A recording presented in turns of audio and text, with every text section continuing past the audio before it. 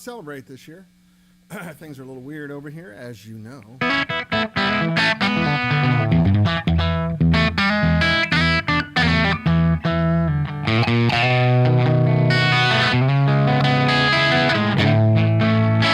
That's some P911, isn't it? If you want to go make it all nasty.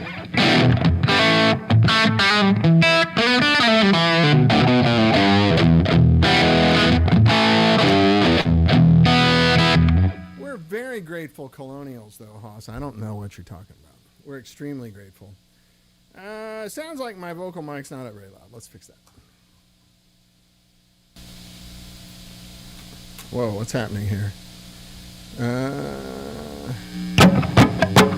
Wow, something just went crazy loud. Hold on a second. I don't know what happened. Oh! What's going on?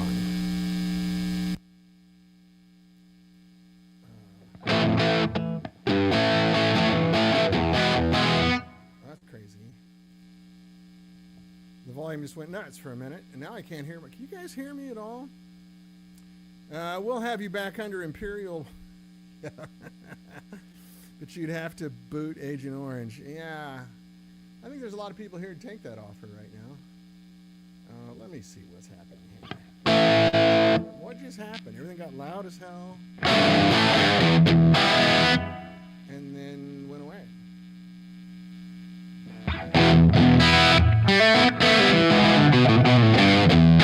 Bo Roberts, hey buddy, how are you? A long time no see.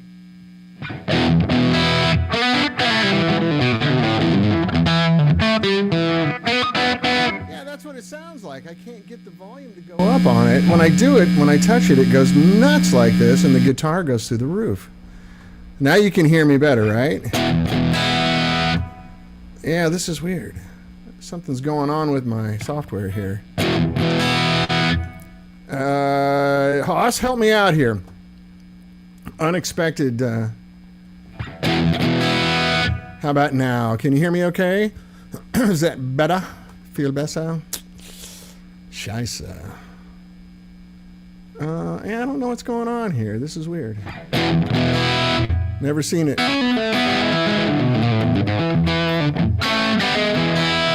Sorry, guys. There's always something that goes wrong. Every time I live stream, something screws up. So if I crank that up... And then I can pull... Oh, they're connected. They're tied. I see. Hold on a second. I have to jump through hoops to make this work on live streaming. And it causes me some issues on my mixer.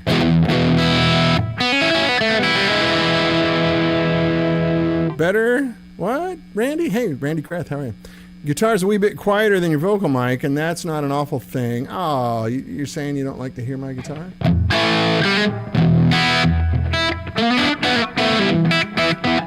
How's the balance now? Is that better? I had it all set up and it just went wildly loud for some reason I can't explain.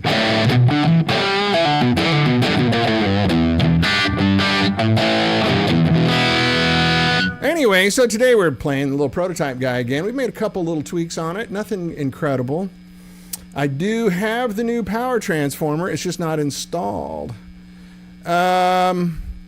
Just if you go to Dan Bull, if you look up Dan Bull on Facebook, on YouTube.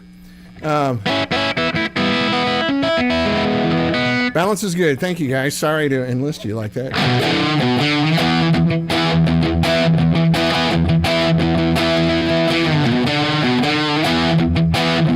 I was playing yesterday a different prototype that I'm working on with David Royer.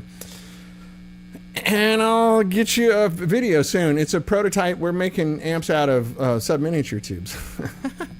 You know David Royer, the microphone guy, right? So we're having a blast. Because Dave's a total classical music, hi-fi, makes the best microphones on earth kind of guy. And I'm the raunchy rock and roller. We're totally the odd couple, and it's really fun. We have such a good time. And we get a kick out of how different we are. It's not like a conflict at all.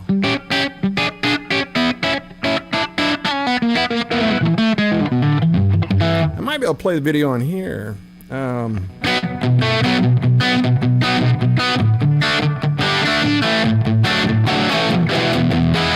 Yeah, Haas, I was watching a little bit of the Scottish Open this morning. And they're all wearing really light short sleeve shirts up there. Pretty unusual for Scotland. Anyway, Bo Roberts, hey, where you been, man? How are you? Are you still in Missouri?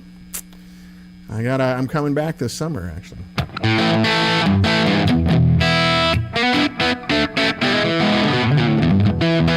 Well, Randy Kreth, I can help. I can hook you up if you're interested in a Royer mic. Not for free, of course, but I can get you an industry deal probably. Yeah, David's a really, really genius, crazy, smart person. You're in Arizona. Oh, yeah. So you're out here with me with dry skin. Right on. Well, nice of you to drop in, Bo. I haven't seen you in. God, when did we graduate from high school? 42 years ago. I hope you're well. I hope your life is great. I'm here in Los Angeles, and my life is really good. Dumb amp business. Let me turn the pedals off so you can hear the amp and the guitar. Anyway, nice surprise, man. You have a daughter at Mizzou. Oh, that's so great. Yeah, my oldest daughter is thinking about going there for law school.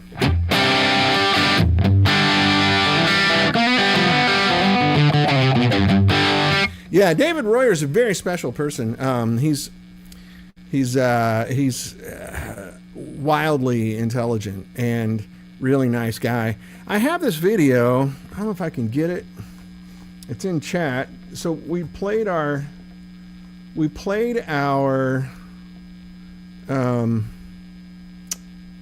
first iteration of this prototype yesterday. It's nowhere near done. But let me see if I can find it and present it here. I don't know if it'll play or not. If it'll come through the audio here. If I save it locally, I probably can do that. Add to Photos library. Add this one to Photos library. And then let me see if I can call it up. Anyway, it's fun. It's really neat. I just like listening to you. Oh, thanks, man. Yeah, I went to Mizzou. I got a degree in political science and moved out here to go to law school. Hello from Louisiana. Hi, Arturo. How are you, buddy?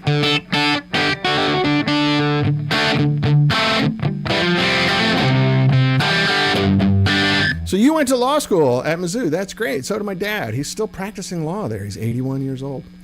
Yeah, my oldest daughter is going to UC Berkeley, and she's looking at law schools, but she got really interested in bankruptcy work. She's kind of protector of the working people, right? So is my dad. More Beatles. All right, we can do that. So she's maybe going to go intern with my dad and learn about bankruptcy stuff, and then, Mizzou law would be great. That's great. So do you practice law in Arizona, Bo? Sorry, guys, old high school friend of mine. So. Good, Arturo. So Greg Feo, we did Beatle guitars for 2 weeks, and I have, there's a cab right out in front of my house. That's weird. Rickenbacker, 2 different Gretches. Play a lot of Beatles stuff. We're going to get away from that today. I'm just going to play Gibsons today. So I got my Junior right now, which I love this guitar. It's a custom shop one.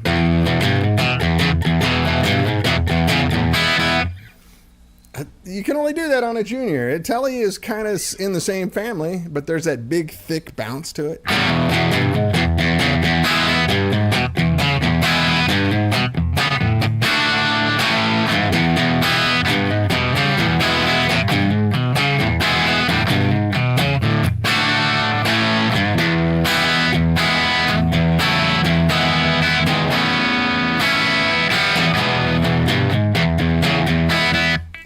And Your Bird Can Sing was recorded at half speed, so they could play it at full speed.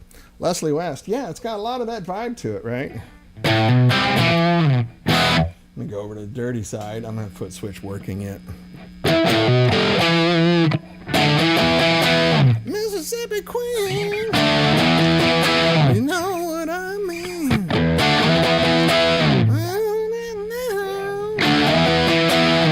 I don't know the words, and I can't sing that high. Round about midnight, Louisiana way.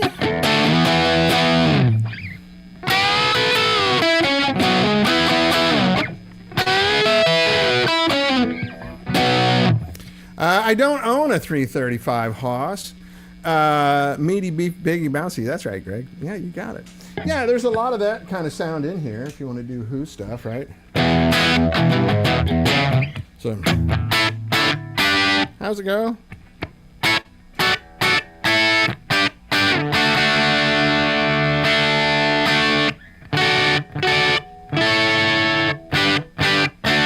Yeah, that's it. Boy, I haven't played that since high school, Bo Roberts, with Randy Singleton and Brian Kemp. You probably remember that from us playing junior high, playing at the lunch hour in junior high.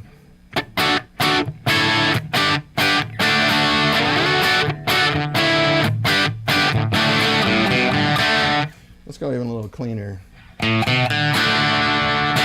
I was born with a plastic spoon in my mouth.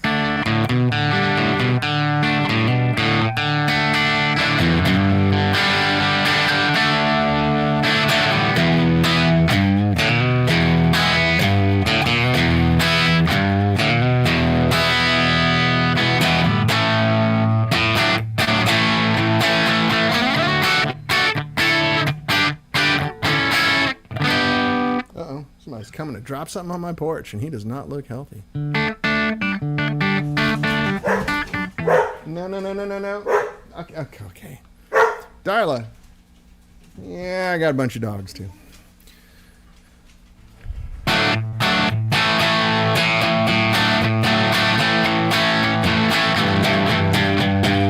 Yeah, I think the 60s Who is Rickenbacker, and then he switched over to an SG Special, which is very similar to this guitar, right?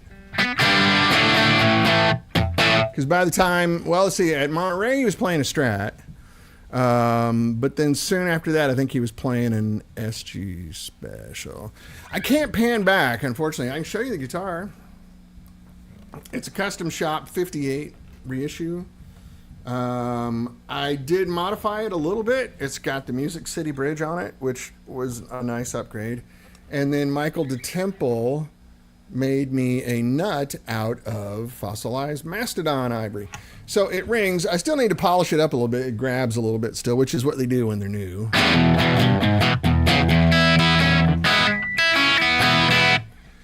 Anyway, that's just got a big old rock and roll sound that I really love. But yeah, I think, you know, Hoss, all of the early, that's all Rickenbacker stuff. Yeah, SG Special of P90s, that's right.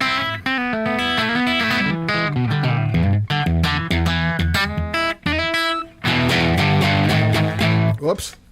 Cut, take two.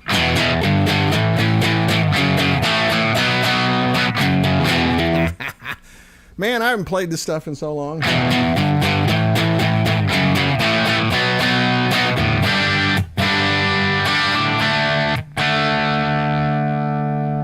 You get it.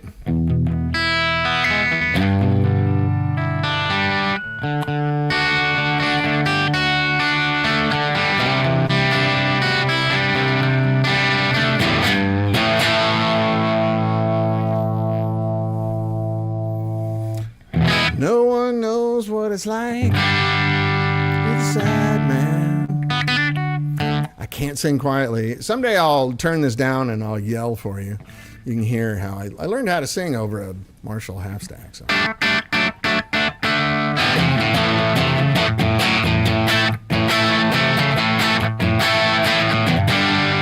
Let's go over to the Raunch and Roll. A little more treble out of that, maybe.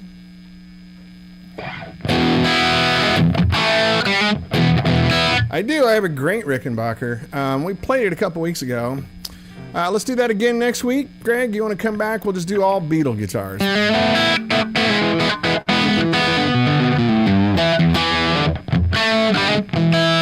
I thought I was kind of wearing everybody out with Gretches and Rickenbackers because I am still completely Beatle gay. And I mean that in the most positive way of all. I'm a complete and utter Beatle gay.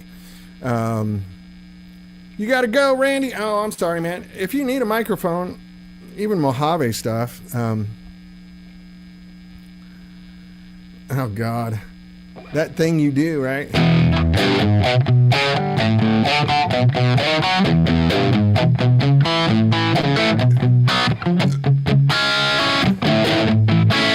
Yeah. Oh, you. Which doesn't sound like.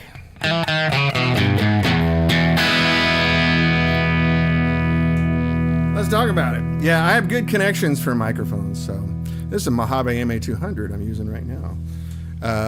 But yeah, I can hook a brother up.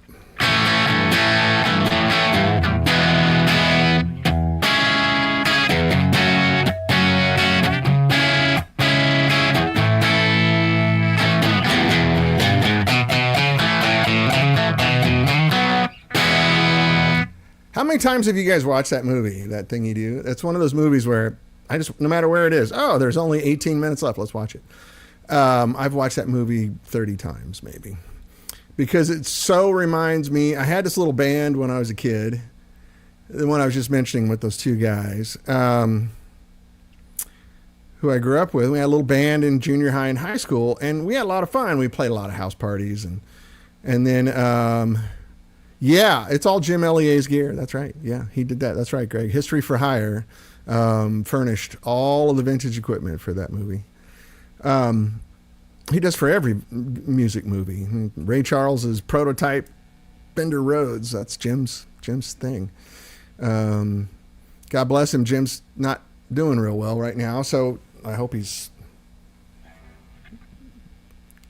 happy wherever he's doing.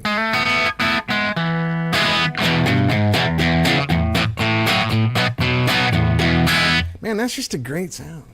Like, I can get off on that all day long. That's just a great rock and roll sound. Not super dirty. I mean, I can take it over here and make it a little dirtier on this channel.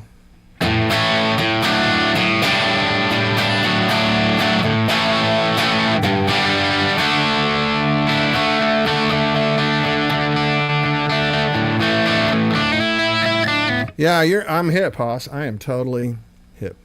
No, I just, I had this little band when I was a kid, and we did really well in my hometown. We played all the surrounding towns, went down, southern Missouri and the Ozarks, and played all these bars and down into Arkansas.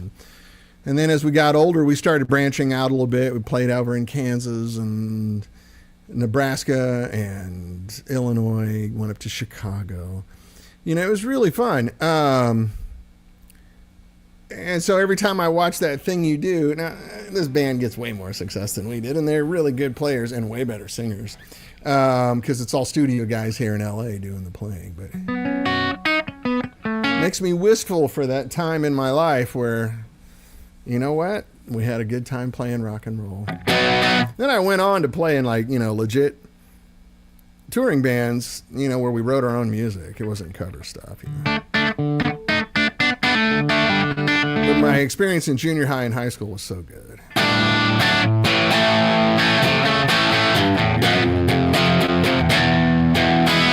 Man, that's some good P90 action, isn't it? Hey, Pat Miller, how you been? Good to see you. So the band, there was two bands. The band we started when I was in 7th grade. Those guys are older than me. They were in 8th grade. So they were men, they started getting hair on their chest. And I'm a year young for my grade. So when I was in 7th grade, I was the same age as 6th graders. I've shown you guys that picture, right? I'll bring it up. I need to get where I can start doing media on this and sharing stuff with you guys. I just need to spend a few minutes figuring it out. And my life's too busy to sit down and mess with this stuff.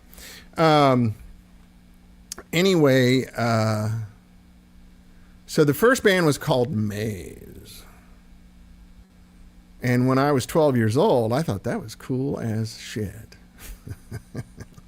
And we convinced, so we went to 2 different junior highs. And the drummer guy had switched from another junior high in town over to mine. And the bass player was at his old junior high. So we convinced the schools to let us play at their lunch hour in the gym. When I'm like 7th grade, 8th grade, we're playing at the junior highs. And I had a Les Paul Jr. I had a 63 Les Paul Jr.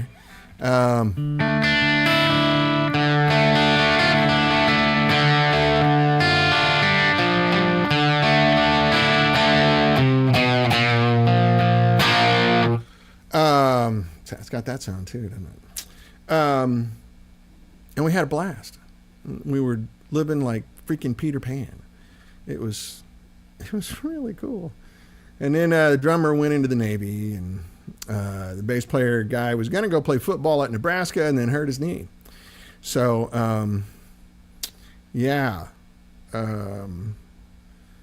things changed. But I had such a good time. I have some pictures I'll share. You guys won't believe how little I was. When I got that first guitar, I was 12 or 11. I can't remember. And it covers my whole torso.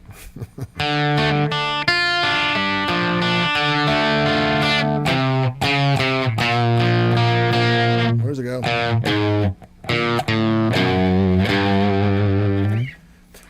Got to look that one up. That's a good song. It's just kind of reminding me of those tones. I'm going to switch over to a Les Paul here in a second.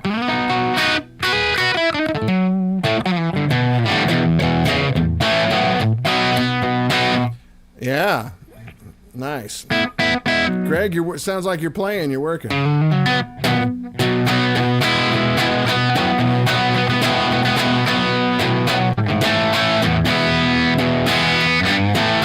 I get a lot of people say, I'd love to see what your hands are doing during the show. I have to rearrange my desk, I guess, because this camera, let me just double check. I don't think I can widen the shot. Nope. Doesn't have it. Let's see. Yeah, I don't have a way to pan back. I don't have a way to widen the shot. I'm sorry. Let's go to advanced here and see microphone volume. No, I don't need any of that. Yeah, no, I apologize. Something to work on, though. Anyway, Pat Miller, back to your question, Maze. And then we kind of split up for a while, and we joined up with another band. Scooch back in the room. Yeah, then my microphone won't be anywhere near me. Microphone's here on my desk. So it'll be a big, boomy, loud sound. Anyway, we joined up with another band from Central Missouri called The Touch. Which is a very elegant, sophisticated name, right? The Touch. And then I left and I went to GIT. And when I graduated from GIT, I got an offer from a band in Atlanta that was signed on RCA Records, or trying to get signed on RCA Records. And I went back to Columbia, Lip Readers. I'm sorry, it's so disappointing, Greg. I apologize. But I went back to Columbia for a while just to see my parents and hang out with my old buddies. And I joined another band called Line 2. And those guys were really fun. More of a pop-based band, but still play. They let me do some rock and roll songs, but we sang, The Cult and U2 and stuff like that. This is 1987, so a couple Pink Floyd songs, mellower band, but lots of fun. Lifetime friends that I've known since kindergarten. But anyway, and then the band in Atlanta got a record deal. And then it all fell apart. Like most record deals do. Yeah, Hoss, I need to relearn She's So Heavy. It is a great song. I just literally have not played it.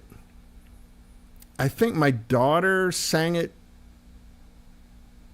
sang Because the World is Round, all that stuff in choir when she was in 6th grade. And she's 23 now. So, and even when I learned it then, I had to relearn it because I hadn't played it then in 20 years. I just remember the...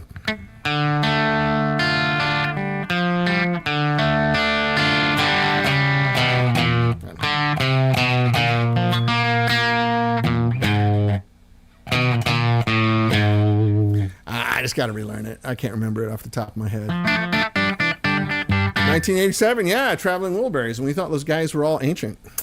And they were all in their 30s, except for, I think Roy Orbison might have been 52 or 53. Bob Dylan was 40 or something. Tom Petty and Greg Lynn and all those guys. No, Joel, no problem.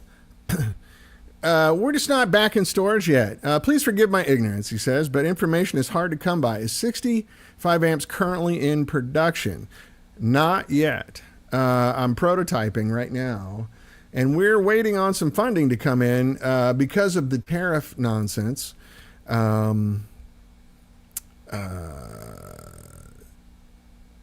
Everyone who was going to fund us is now in a holding pattern. I don't want to get into a political discussion because it's so toxic. And I don't buy, both sides want you to hate other Americans, and I don't do that. That's complete bullshit. But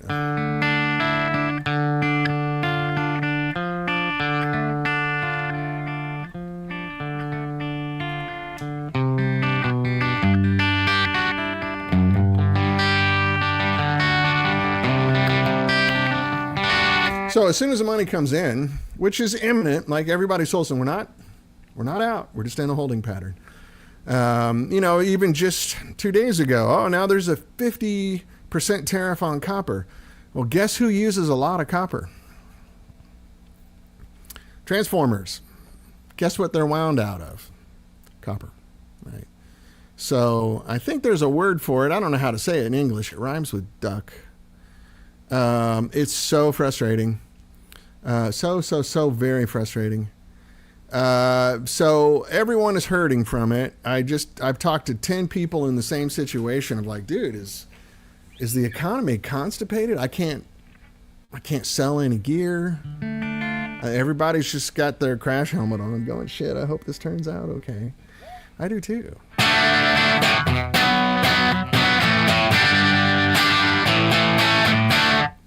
Joel, no problem. Trust me, there will be no ambiguity when we go back into production. I don't know if you've met me before, but I am not a shy person. Yeah,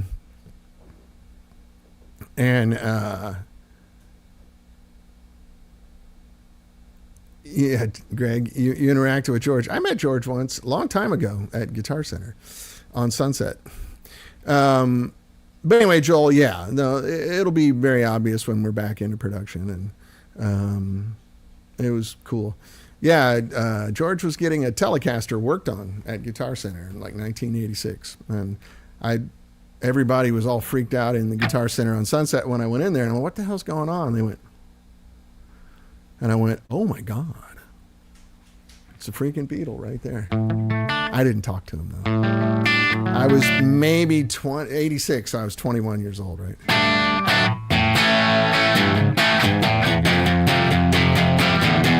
That's a good sound. Let's go over to a Les Paul. I'm going to have to tune it. I apologize. It is a fucking Gibson. I love Gibsons so much, but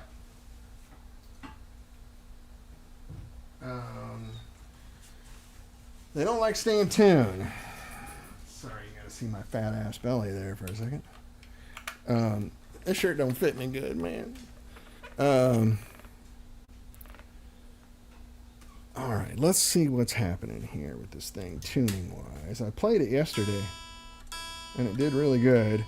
This is a guitar I played on the video, the little tiny thing. We're calling it Traveler. That's a trademark of 65 amps, by the way. Traveler. Little Traveler.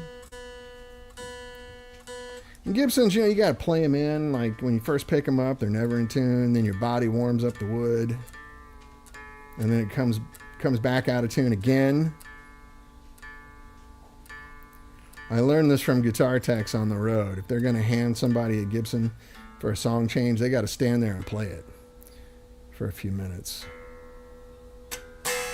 See how close we are. I think we're going to need some touch-up work here.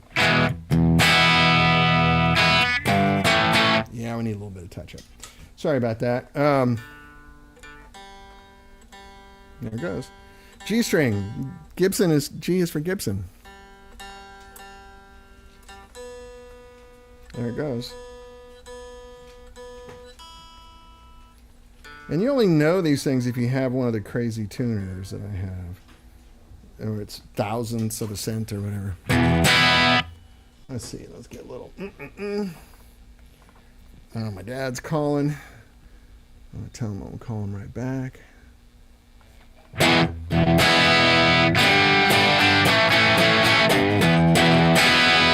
So these are Ron Ellis's PAFs. They're actually lower output than the P90 that's in my guitar.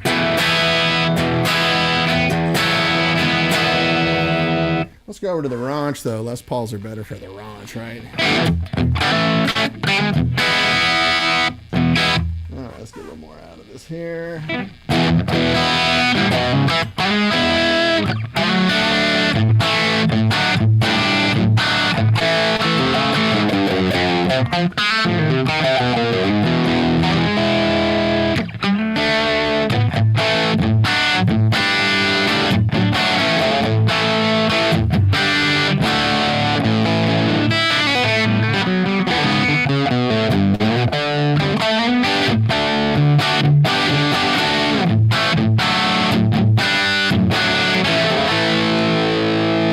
So it's this Les Paul, which you guys know.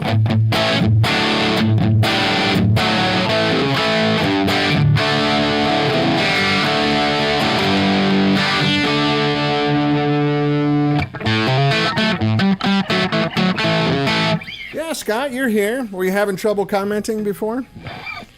I see you, Scott. Welcome aboard. Put a little echo back on this.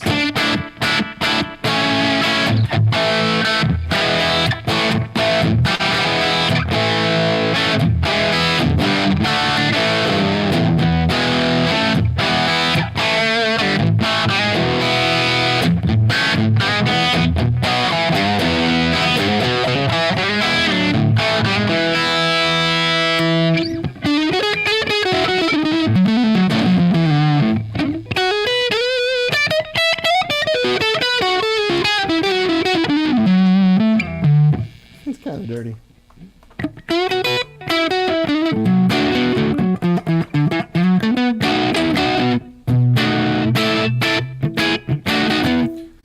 Blocked by the broadcaster? What? I didn't block anybody. That's weird. Take a screenshot of that next time you see that and send it to me. Take care, Greg. Thanks for dropping by, buddy.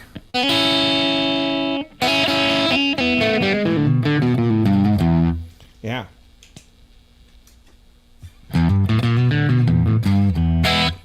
Yeah, there we go. Good middle position, spanky sound.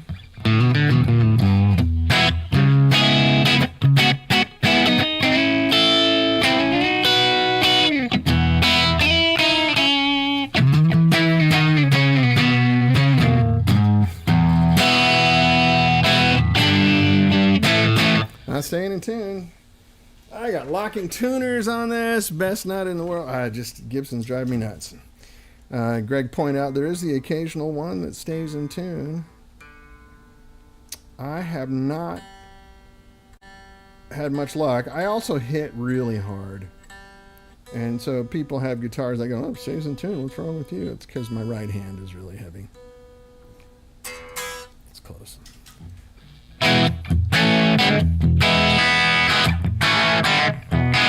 Throw a little Klein on it.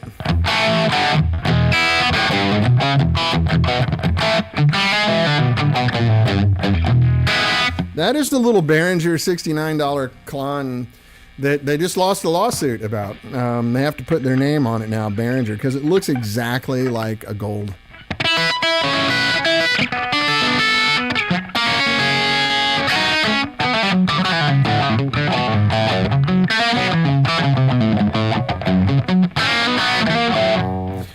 Sure, Scott.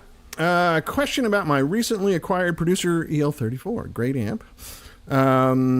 Good choice. You should have a lot of fun with it. Can you elaborate on the relationship between the master voltage, the channel volume, and the guitar volume? Well, there's a lot of dynamics there. The master voltage is really just limiting the output potential of the amp. It doesn't really change the way it acts too much until you get really low. The thing that I noticed is, and it was a surprise, when we put the master voltage on amps is people want to play it on 1.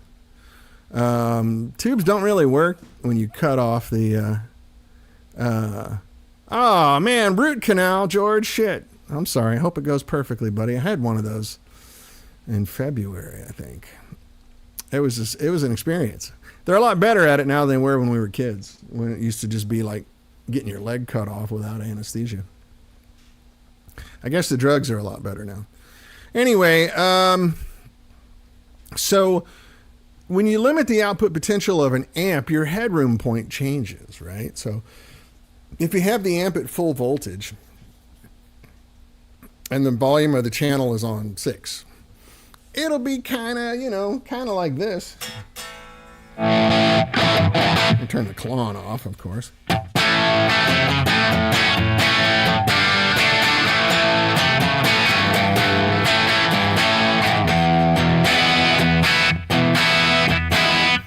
You get that sort of thing. And then if you start dropping the master voltage down, a lot of guys like the master voltage because it allows them to play dirty at low volume. And then they want to have the same loud, clean sound they had before, which is kind of physically impossible if you're dropping the voltage on the tube.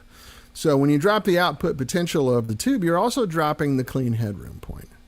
So you have to find a sweet spot in there that you like. And usually the way I do it on a producer is I will get a clean sound that I really like on the right channel, the American channel. And then I will dial in some dirt that I really like on the other channel and just switch between them.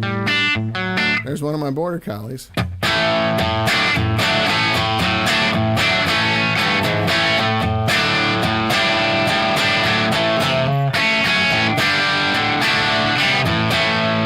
So,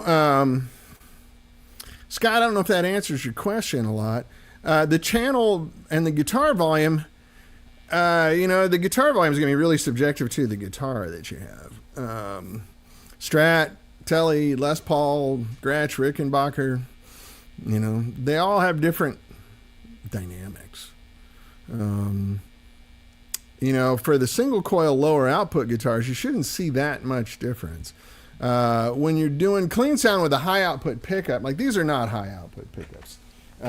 These are under 7K, I think. So this has a master voltage on it. Like if I drop it down here, it's not drastically different, right? If I go over here to the dirt, let me go over here.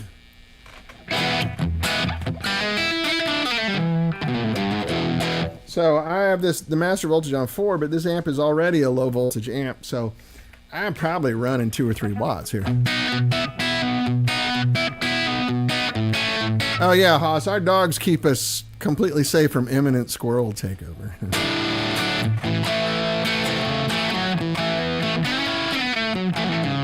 You can kind of see out the window, there's a lot of trees in my neighborhood. So we got lots of those furry little critters.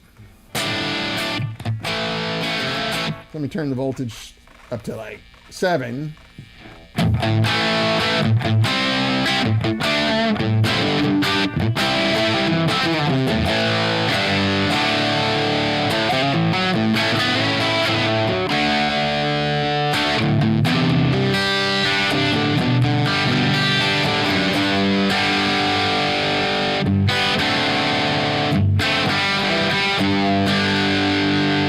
Now we'll go back up to full voltage. So this amp is a pair of 6L6s, and it's maybe 25 watts, 26 watts. It's lower voltage. And then I have the transformer, so I'm going to take it down to 2.7 watts. We'll have multiple taps, so you can run it like this, or 10 or 12 watts, and then down to 2.5, 2.7. So, Scott, did I interpret your question correctly and answer it for you? I'm not sure that I did. Tell me if you need more information. Or is there something you're trying to achieve that you're having a hard time getting to? Because I can help you with that, too. Let's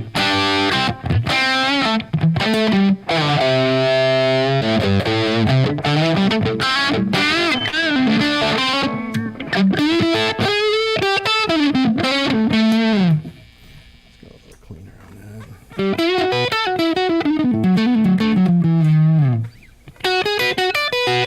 Little verb.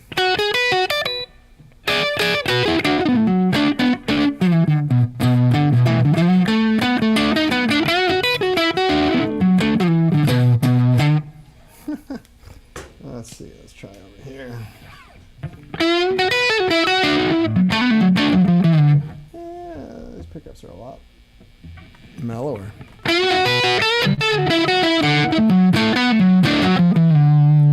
Kind of weird playing at my desk. I'm not in a comfortable position. I have armrests on my chair and I'm sitting really close. Do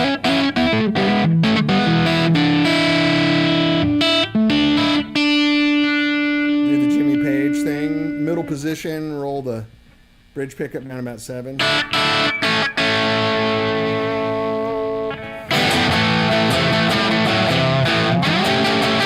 And that sort of vibe.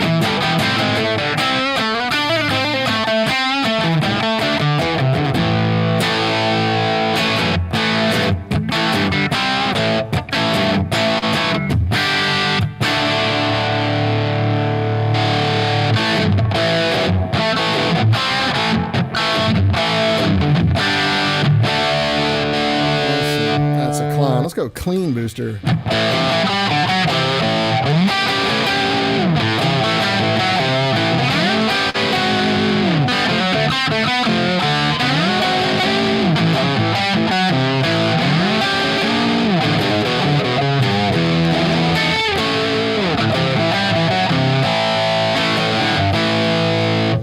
Yeah, that middle position is the thing, right?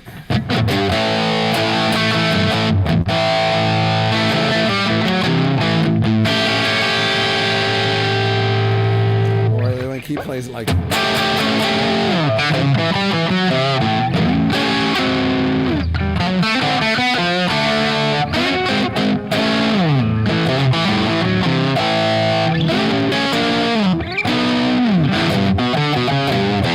not right, is it? Been a long time.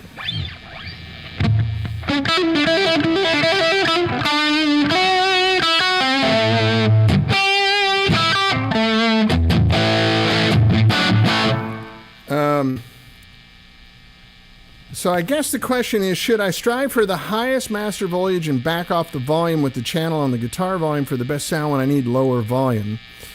Haha, I don't trust my ears, so I'm looking for... Well, it's kind of subjective. That's one way to do it. You know, I don't think there's any right or wrong, Scott. Like, you can... everybody's feelings and methodology and brain and hands and stuff work differently. So I would try all of that. I personally, it depends. If you're playing dirty all the time, you have your guitar rolled back, you have to dial up a lot of distortion so that when you roll your guitar up, you can actually swamp out, you know, get that way too driven sort of sound, you know. And it depends on your guitar and your hands and what you're looking for. I always tell people when they're playing guitar, I've given guitar lessons a lot, you know, when I was in college and stuff. And I always tell people, like, if you can just somehow clip out your cerebellum in the front of your brain and just listen, you'll do better. You'll start playing better. You'll play with more feel. Your bends will be in tune. It's when you're thinking about it too much, when you're using this part of your brain, that gets in the way. You know, like if I want to sit down, like one of my favorite things is like Um,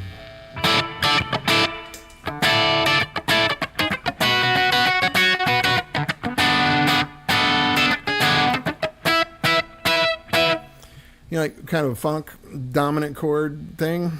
I'm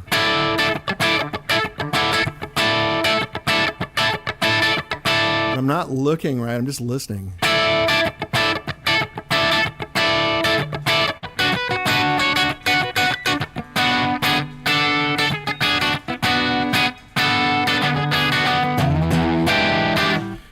Jorn Peterson, yeah. Do you think you'll have transformers available this year for modifying older models? Yes. I have them now. I can get them right now. I just don't have a shop. So, yes. As soon as we get a place, which I can't get until this funding comes through. Very frustrating, which is why I'm still here in my home office. And this home office used to be the front room in our house until COVID hit. And I had to move everything in here, which is why it looks like a pawn shop. 5 years now we've been locked down, right? No, not locked down anymore, but thanks, Greg. So anyway, back to the thing about playing. Like if you just sit like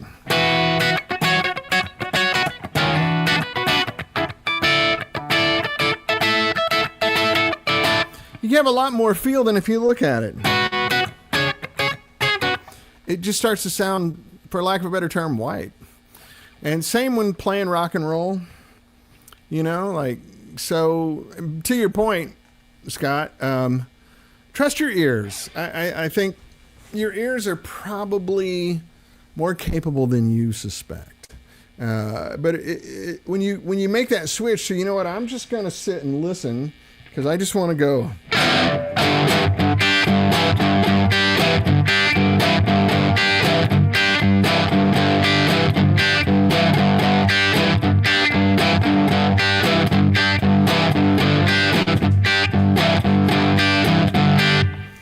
If I don't look at the guitar, that kind of gets down in the groove, gets down in the pocket.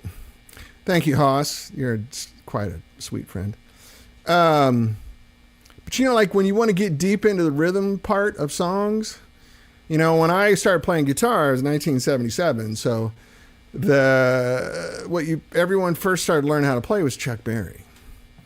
You know, and Chuck's got lots of rhythmic variations in the way he plays rhythm guitar, and it's really important. But even just that.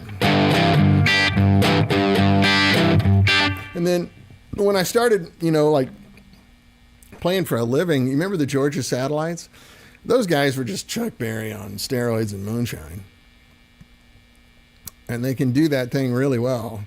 And I was friends with those guys in Atlanta. So it's just that, but you can't look at the guitar when you're doing that. You will try it. It will go to hell. All of a sudden, it sounds like you're Honkus Maximus, right? Big time white dude trying to play rock and roll, and it doesn't work because rock and roll is black music, and our African American brothers did it better, and we owe them everything. All of the subsequent music came out of that thing, you know. If you just take that same thing and speed it up. She's 9 years old and sweet as she can be. All dressed up like a downtown Christmas tree. She's too cute. Anyway, you get the idea. Which is 2 songs in it. That's 2 songs. That's Sweet Little Rock and Roller and what else? It's a Chuck thing, but it's just that freight train rhythm underneath there.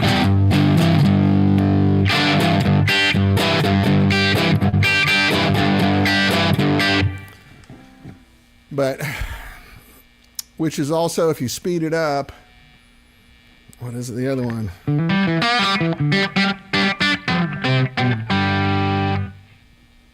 Anyway, you get the idea. But you have to be able to rely on your ears to do that correctly. Like to play rhythm guitar correctly and solos. And to bend, like just go.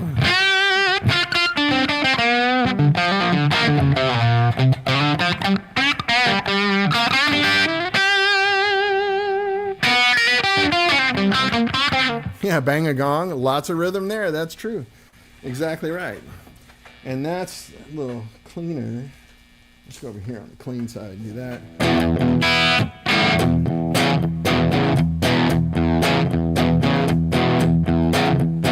I need more slap back though, don't I? Big slap back.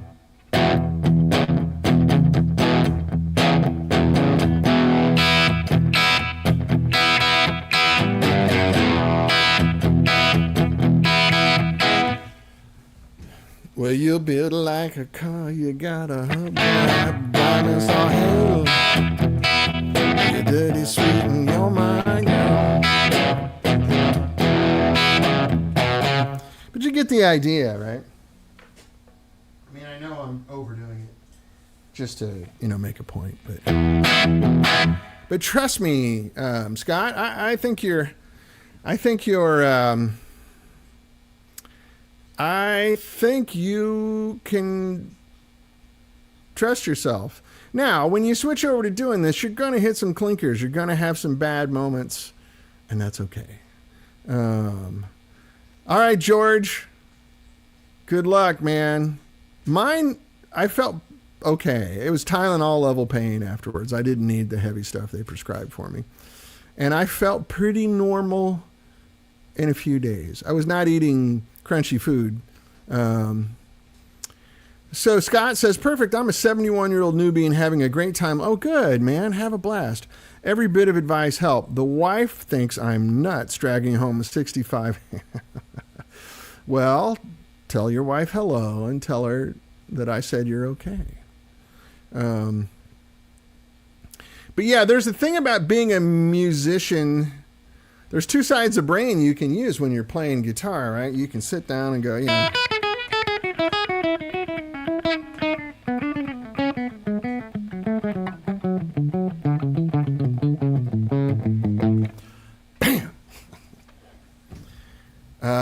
Who cares, right? But,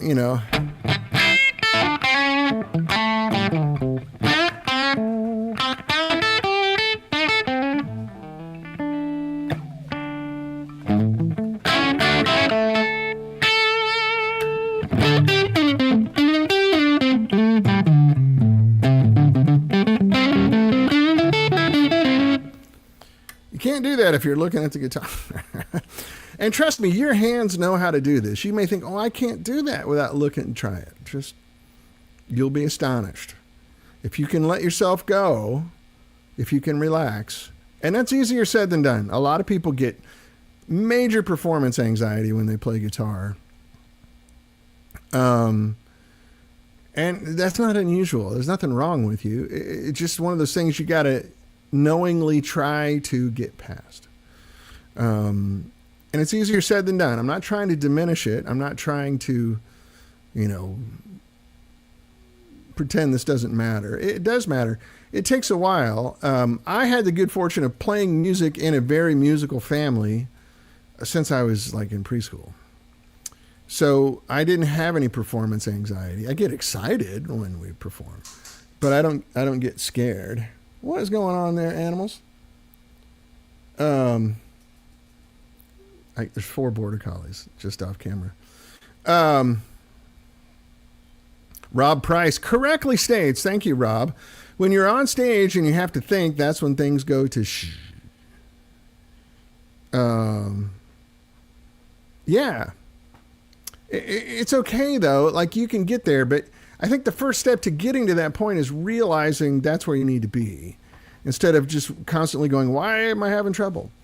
Even when I'm on here, I don't have any anxiety playing in front of you guys at all, but I play worse. I sit around the house and play. I'll show you this video if I can. Let me see if I can present it now. When no one's paying attention and I'm completely out of the loop, I play a lot better. So it says present. Let's see. Video file. Video killed the radio stars. Let's see. You guys want to see if I can play the little prototype from yesterday? Oh, there it is. Look at me, son of a gun. Okay. Let's see if it'll play.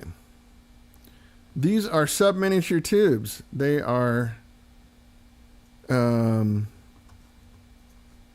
won't open. Huh, that's weird. All right, let's try it again. I'll have to do this offline. If it doesn't work here right now, let's do image file and see if it comes up that way, even though it's in my photo folder.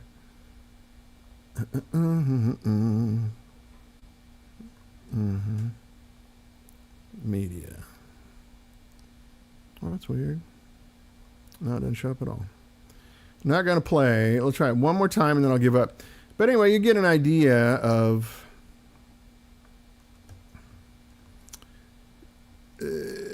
how your brain gets in the way, you know.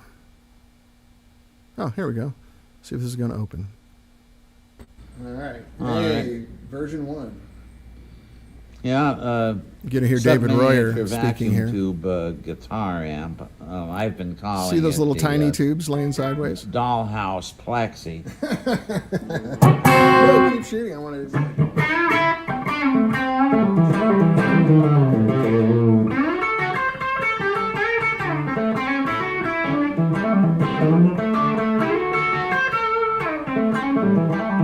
Can you guys see those tiny tubes?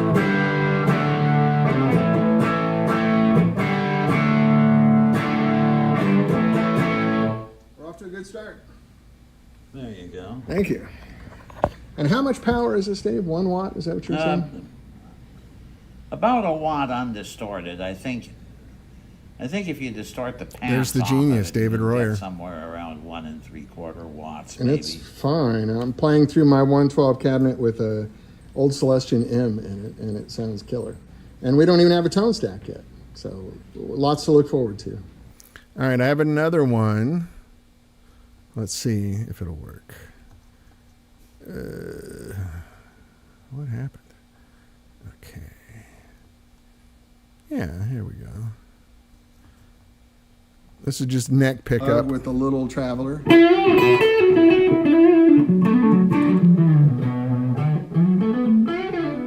See the little tubes?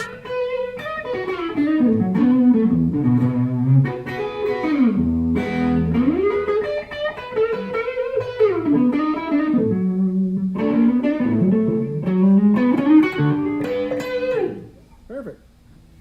A lot of sound in here. Anyway, you got 2 for 1 there. Just showing you, everybody gets a little different when they're playing in front of people. So, Scott, you're going to be fine. It sounds like some of you guys have already figured it out. We know Greg Fayo's been playing in front of people for years.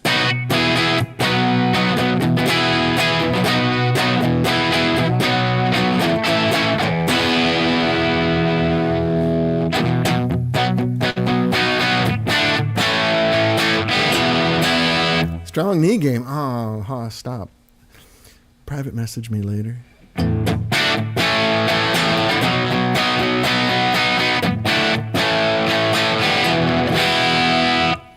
Yeah. Let's see. I'm not pushing this that hard. You can't really see it because the knob's black, but you know, the gain on this channel's on 6, you know. And these are very low output pickups, right?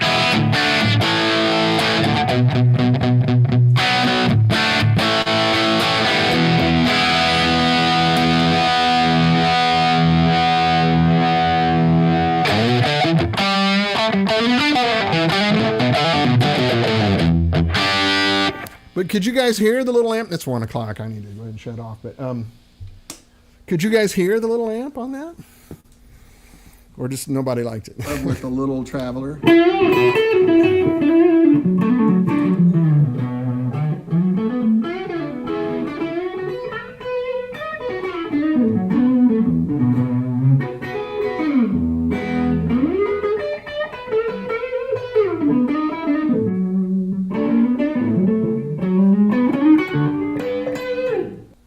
Yeah, man, that is some good knee game, isn't it, Hoss? Anyway, there's my cat. My daughter brought this cat home right before she went away for a semester. So guess what I got? And then here's a picture I found going through boxes I thought you guys would dig to see right before we go. Name that guy. This came from my office. Whoops, got a little glare there. Name that guy. Who knows who that is? I'm sure you all do. That was the day I met Jim Marshall. 2004 in Hall. I was down in Hall E at NAMM. And he gave me some great advice. It was very cool. So no comments on the little amp at all? That's right, Haas, you're right. Anyway, those tubes that I was using, they're literally this big. They're military tubes. That's right, that is the Gov. Literally, like, he's the dude. So you'll get a kick out of this, Haas. When I met Jim, he used to do this thing at NAMM, where he would sign autographs, right? And there's a big, huge line. It went till the end of the day. He was just constantly signing all day long. And I got at the end of the line, and the guys that were managing him were like, "Oh, we're all done." I go, "No, I don't want an autograph. I just want to say hi. I have an amp company downstairs." And I would just like to say hello and ask him a couple of, business questions, not fanboy stuff, right? And so I went over there. Jim looked at me puzzled, like, "Who are you? What are you doing?" And I introduced myself. "Hey, Jim." Actually, I called him Mr. Marshall. Yeah, Haas, it's not done. It's literally we're just passing signal. That's it. We got a lot of work to do on it. That's literally it works. And the tubes are legit. They sound like good tubes. That's all I wanted to prove with that. There's really no tone stack on that. It's just power section and a phase inverter. So anyway, I said, I have this little amp company downstairs, and I'm ripping you off shamelessly like everyone else in this building is. And I just wanted to say thank you for getting me laid my whole youth. And he laughed. He was very defensive up until that moment. And he went, "That's the best one I've heard all day, that one." He's kind of an East London tough guy, right? And we laughed. He gave me a very hearty handshake. And we sat down and talked for a while. And he gave me a lot of great advice, one of which was, never give away an amp. He said his kids were running the company at this point, so it was different, and they're made in China and all that stuff. But when he ran the company up until the mid-'80s, I think, it was a very different situation. So he went down this really impressive list, and he said, look, if Eric Clapton needed amps, he got them the day after he paid me. If Jimi Hendrix needed amps, he got them the day after he paid me. As soon as the wire transfer hit the bank, it didn't matter if he was in Italy, he got them the next day after he paid me. If Jimmy Page needed amps, he got them. You got it. Fashionably late. Hey, Scotty. Yeah, I'm just about ready to pull out here. Pun intended. Who else? Yeah, Jimmy Page. If Eddie Van Halen wanted amps, he got them the next day after he paid me. So it was quite an impressive conversation. And, my headphones are coming off. Who cares? I don't need them now. Let me put this down. Sorry.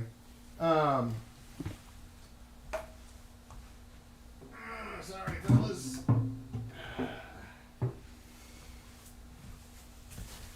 Anyway,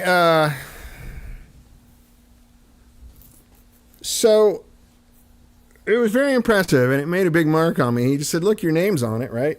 I go, well, they're not, but I signed them all. And I did back then. We didn't after production went up. But your name's on it. Don't give it away. You're devaluing your own name when you do that. If people want your amps, they should pay for them. Give them a fair price. I give artists a great deal. I still make a little money off of it, but it's a really good deal. But he said, all they're going to do is sell it. They get broke and they sell everything they get. So protect yourself, respect yourself. It was such a great conversation to have when I was just starting, right? So this is 21 years ago. And Jim and I have both changed quite a bit. As we know, Jim's passed away. Rest his soul. And I'm almost 60 years old. So this was 2004. So I was 39 right there, right? So fresh-faced kid who didn't know any better. Anyway, it was a nice life lesson of, like if you want other people to respect your work, you have to respect it. And if you're going to make products, if you just give them away, bribe people to use your stuff, no one respects that. And we had a long conversation about it, and it was really cool. But he was very serious about that point. He's like, you can get a lot of business doing that at first. And then all of those amps you gave away are for sale. And you're competing against yourself because you gave gear away. So there's only 2 people in the world that have ever gotten a free amp from me. One was Elvis Costello, because he bought 3 little Elvises. So he paid for 2 of them. We gave him the 3rd one. Because we also had to get his permission to use the name Elvis, which he gave us graciously. He was super nice. One of my favorite customers. Really, really nice person. And then Jared Scharf on Saturday Night Live, I took a Monterey and a Soho there. And he ended up using the Monterey, and he paid for it. And then the Soho, I just never got back to him about it. So he got a free one by accident, at which point when he left the show, he called me and said, hey, do you want it back? And I got it back. Got it working. So, yeah, and that was all because of the conversation I had with Jim Marshall. Funny enough, years later, you guys know I was friends with Derek Underdown, who was the head engineer at Vox from like 54 until 72, I think. And he's the guy that designed all the AC amps. Dick Denny and Tom Jennings were involved, but Derek was the engineer. He told me the exact same thing. The other thing Jim told me was never build to a number. And this is the same thing Derek told me. Just build an amp. It costs what it costs. Like if you want to make a good amp, make it and charge for it. Like if you build to a number, you're going to compromise, and everyone will smell that right away. You might sell some because they're affordable, but people won't keep them. And I have a lot of guys, some of you guys on here that have had our amps for 2 decades, and you're still using them. That's kind of what my goal was. Anyway, Scott has another question, another producer question. One channel has a pull boost along with an unlabeled horizontal toggle that lights the red lamp. Do they perform different functions? Yes, they do. The pull boost is literally just what it says. It's more gain. And then the little toggle actually sends it over to the high gain side of that channel. So if you have the little switch flipped and the pull boost on, you're getting the most distortion you can get out of it. I kind of meant that initially to be sort of a pickup compensator. So if you're playing a high output or low output pickup, you can get the same sort of environment on the amp depending on what it is.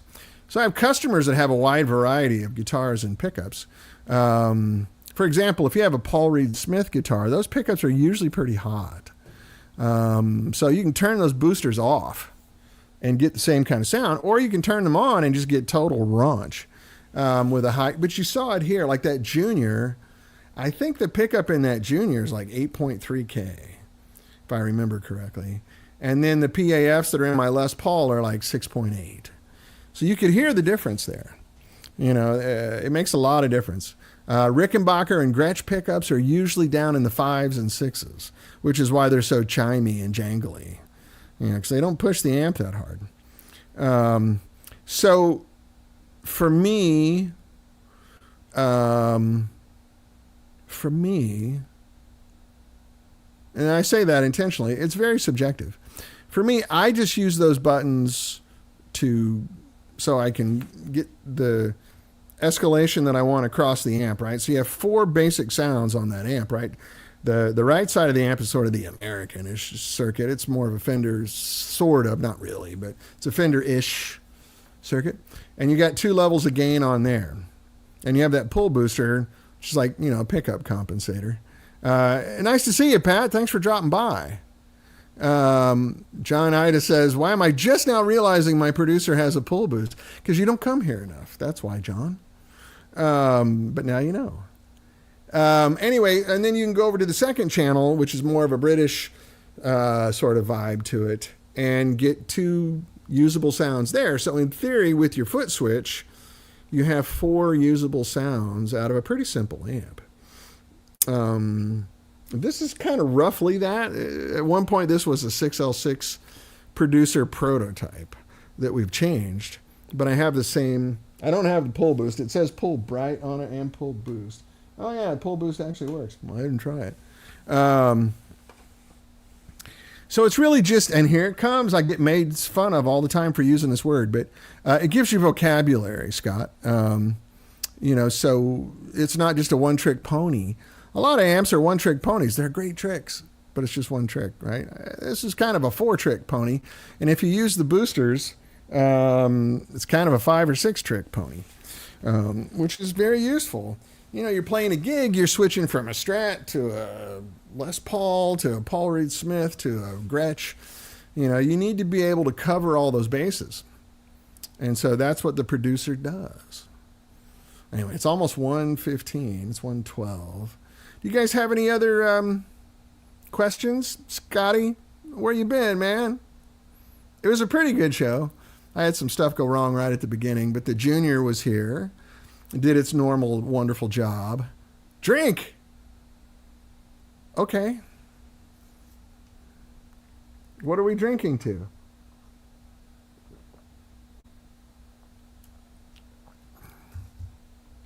Do you guys know Scotty Bratcher? If you don't, you should. Scotty Bratcher is such a great, modern blues player, and a great performer. He plays a lot of 65s, which is not why he sounds good. He sounds good because his hands are great. But he's really fun to watch play if you haven't. Check him out on YouTube. Scotty, if you have any videos you'd like to post here, feel free. Someday, Scotty and I have talked about, I did the word, vocabulary. Oh yeah, vocabulary, drink. Hey, all right. I got you. You like my German beer mug? 1/2 of a liter of beer. It's not beer. It's vodka. Okay, it's water. But anyway, Scotty is very fun. And Scotty's working with us on these prototypes as well. So won't be long. We'll see some Scotty Bratcher playing new stuff. But if you guys have not seen his rig, he has 4, that's right, 1, 2, 3, 4, 65 amps, 412 cabinets on his stage. And he's got a couple of prototype amps that he's the guy that found all of my prototypes out in the world and got them. And they're louder than dog doo-doo. It's Martini o'clock at the Boole residence, says Hoss Thompson. Hoss is another one. I wonder, we could just mess around because the show's kind of effectively over. We're into the after party now, after 1 o'clock. I could invite, let me see, invite guest. Let's see if we can do this.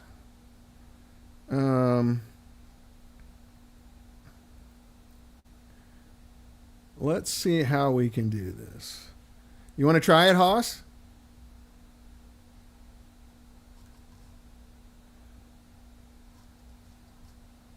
And then I have instructions for guests. But here, Hoss, try this right now.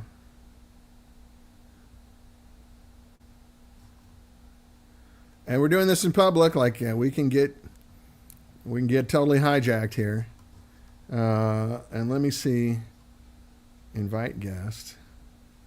Instructions for guests. Let's see if we can do that. I'll give you this too, just in case. Boy, it's a huge. Yeah, it's probably obvious. Anyway, give it a try. Let me know if it works. Oh, kitty. Oh, I got a lot of critters. going to be fun to have my own shop. You know, my wife and I are big animal people. We rescue border collies, and we taught them to be animal lovers, so they keep bringing home animals. And I can't say anything about it. We taught them to do that. So, is this going to work, Hoss? You think you're going to be able to come on? This is going to be momentous if we can get Hoss Thompson on here. Hoss Thompson's been joining the show since nothing's showing up. Oh, yeah, we'll do this off. I just copied the link. You can have 10 people on the screen at once. And so when you go to this link, what does it do? Yeah, let me copy it. I'll send it to you on Facebook Messenger as well. Let's see here. Hold on. I got to go to another window, fellas. Sorry if I'm not connected to you. All right. Let's see. I want to. All right. Let's do a new message. Hoss Thompson. There he is. And sending you the link on Messenger too. It's the same link, so I don't know if it's going to do anything different. And if that's the case, StreamYard just failed again.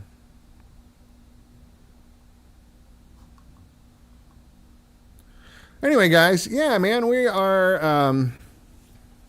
there you can see all the pages that I'm on there. The 65 amps page, the Lunch with Dan Boole page, the old one, I still post on there.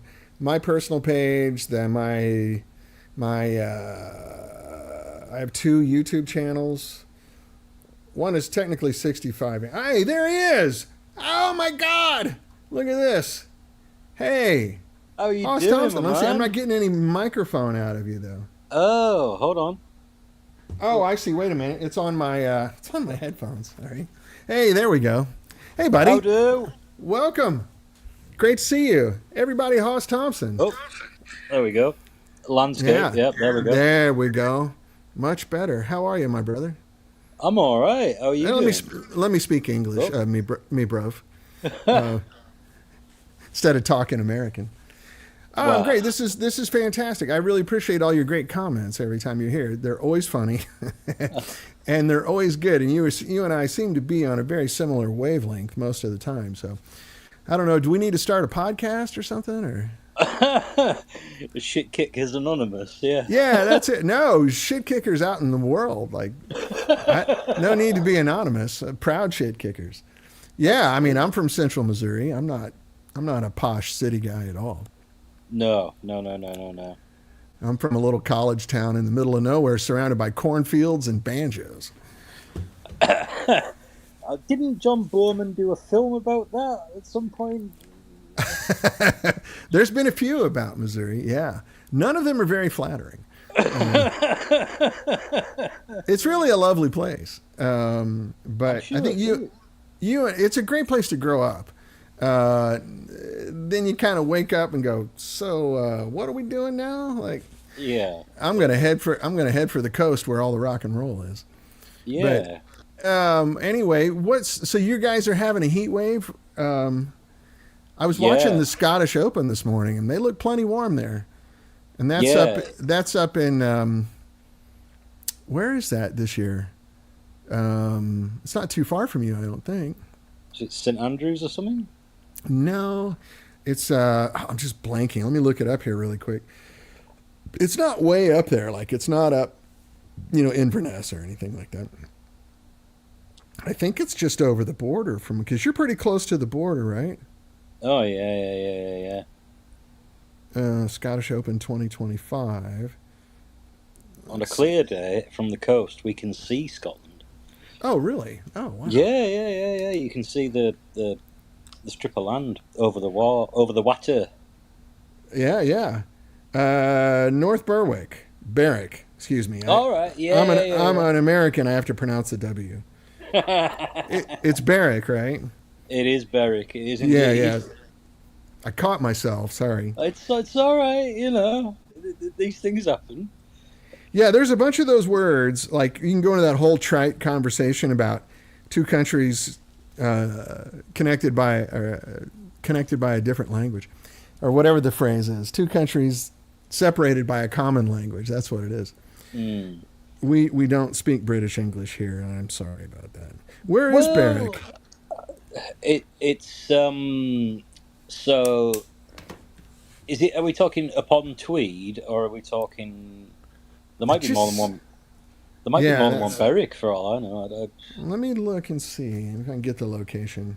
Because upon Tweed is just over the border, right? And they fought over that for centuries. And there's so many things upon Tweed, right? Like there's 10 villages. Well, it's quite a big river, you know. Yeah, that's right. It's a beautiful one too. I went up there a lot. Well, I was in Glasgow last week, but it was pissing it down when I was there. So there you go. So a normal day in Scotland. Pretty much, yeah. It was that sort of, we would call it mizzly. You know what I mean? So it's kind of somewhere between mist and drizzle. Yeah, or miserable Italy, missily. But anyway, so this says it's in East Lothian. Right. Yeah. So it'll be the Berwick upon Tweed. Yeah. So it's, they used to. I'm pretty sure they had a lot of tweed mills and things there. So they've had a lot of sheep and all sorts of stuff. Wait a minute, sheep in Scotland? No. Well. Yeah, so we can get Scotty Bratcher on there. Now, he's got a good upper Midwestern accent, too. My accent's been ruined because I used to sound... I'll tell you what Missouri sounds like. Did you ever see Inglourious Bastards? Yes. So, Brad Pitt's character? Right, yeah. He's supposed to be from Tennessee.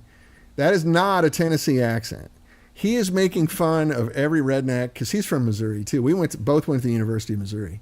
When I was starting, he was finishing, and he was actually cohabitating with a roommate of a girl I was seeing. So we used to see each other on the walk of shame in the morning, like, hey, you know. And he actually looks way different now. He was kind of a scrawny little dude and had a tooth missing. But anyway, so he's making fun. He grew up down in Springfield, Missouri, which is really down in the Ozarks, kind of hillbilly. And he's making fun of every redneck we grew up with in Missouri on that thing. When he talks like, hey, man, I'm going to give you what for, and we're going to get up in there and slap with your mama and them in the coal mine. Like, that's Missouri country, right? And thanks, Capone. But Scotty's got more of the upper Midwest thing, you know, from Ohio. So, but my accent got ruined because I moved to Los Angeles, and then I moved to London, where I got hammered every day for sounding like an American. And as I love discussing with you, people in London, I love London and I miss it a lot, but there is a subset of people there that hate Americans, and they're unabashedly open about that. Yeah. And they will walk up to you on the street and tell you, like, oh, you're a Yank. Here's what I hate about America. You're like, okay. Like, yeah. I don't like our government either. But I'm just a friendly, but the further north that I went, it would change. So I'd be in London in a pub and two guys would say, oh, you're a Yank, huh? Where are you from? And I'd say Missouri, and they go, okay. You know, and that was it. and then I'd get up to Birmingham and they would go, oh, you're American. Where are you from? I go, from Missouri. And they go, where is that? And I go, it's in the middle of the country. Well, do you want to join us for a beer? Yeah, absolutely. I'd love to. And then that was it. You know, nice to meet you. Have a nice day. And then I'd get up to like the Lake District or Manchester or getting close to your neck of the woods. And people would say, oh, you're a Yank. You know, where are you from? Oh, I'm from Missouri. Where's Missouri? It's in the middle of the country. Well, come join us. And we drink beer all night. And I'd make new friends, like phone numbers. And then when I get up to Scotland, same thing, only the end of the night was, hey, this pub's closing, but I live 2 blocks from here. Yeah. Why don't you come over? And I would end up getting so drunk and passing out on somebody's sofa and waking up the next day and his wife's making me breakfast. But it was always the further north I went, the better it was. Mm-hmm. And I noticed that. And then I'd come back down to London, and the next day, oh, you're a Yank. I fucking hate America. You know, like, oh, okay. You know, I'm sorry. Now, it wasn't everyone in London. 9 out of 10 people I dealt with in London were fantastic. And as you know, a lot of them are not from London, so they don't have They don't have that edge to them. But Yeah, London's I mean, it's a beautiful city, and it is the heart of government, and all the money goes there. So that's right. Yeah. you know, literally, Yeah. yeah, it's got some good things going for it. It's got some not so good things going for it. But I suppose that's true of every place, really. Yeah. Every country has that. Like our biggest cities they're dubious as well. Like New York, Los Angeles, Chicago. Good side and bad side. Yeah, but equally, I think there is a kind of there can be an intolerance towards Americans. I'm not really sure what that is. I get guess it. it's that sort of stereotype thing, isn't it? Where Yeah. it's very easy to say, all Americans are dumb and blah blah blah blah blah. Yeah. It's one of those things that doesn't What? really stack up to further inspection, right? Well, it's generalizing is always dangerous, but I used to always the conversation that I had was about numbers. I would talk to my English friends and go, "So let me ask you, is it safe to assume that 1/3 of English people are idiots?" And they would go, "Oh yeah, more than that." And I would, Yeah. and I so let's just say 30%, just to be generous for conversation, right? And at the time when I lived in Britain, the population of the island was like 65 million. It's been that long, right? I think it's over 80 million now, right? But Ireland, there will be cool new amps from 65 soon, I promise. We just got to get a shop. Anyway, so then I would go, okay, so the U.S. is over 300 million. So that means we have 100 million idiots in our country, which is greater than the population of your country. Yeah. Right. So if you want to land a plane and bring a camera and go find an idiot, it's not hard to do. But the rest of us are all pretty nice. Yeah, and it's more recently with the whole scenario, shall we say, as a sort of a polite way to put it. The citrus curtain, yeah, right. Yeah, a lot of people are, oh God, all these Americans, they voted for him, they're all... No, we didn't. That's the thing, we didn't vote Yeah, for him. exactly. If you know how screwed up our system is. Pretty much. And ironically, our system was constructed to supposedly be an improvement over the parliament system that you have. Supposedly, it has some strengths and weaknesses for sure. I went through an election when I was there, 92. John Major was running against Neil Kinnock.